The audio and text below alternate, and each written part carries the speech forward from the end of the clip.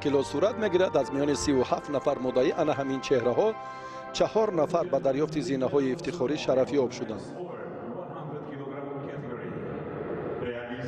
Şimdi erkekler 100 kilogram üzeri kategorisinin madalya törenine başlıyoruz. The medals will be presented by the head referee director of the International Judo Federation, Mr. Armen Bagdasarov. Bagdasov نماینده فدراسیون بین‌المللی جودو برای سپردن جایزه ها حال آمادند. تیمور رحیموف ورزشگر جمهوری تاجیکستان و گراند از کوبا با گرفتن زینه های افتخاری سیوم مشرف گردیدند. تیمور رحیموف این هم جایزه ارزنده است در کارنامه ورزشگری محبوب تاجیکستان.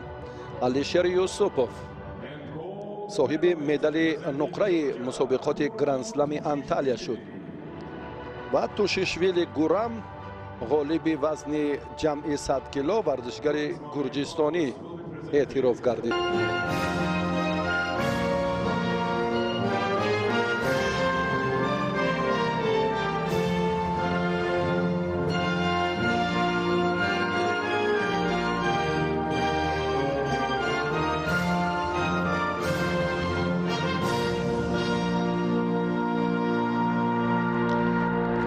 دوستان عزیز، با همین گزارش ما هم به انجام میرسد. اکنون پهلوانان ما را مرحله بعدی مسابقات گرند اسلم روزهای 3 و 5 ایونی سال جاری در شهر تبلیسی گرجستان در پیش است و امیدواریم که این جایزه چهارم پهلوان محبوب ما از مسابقات گرند اسلم نتیجه عالی و ارزنده و بهتر هم محسوب می‌یابد.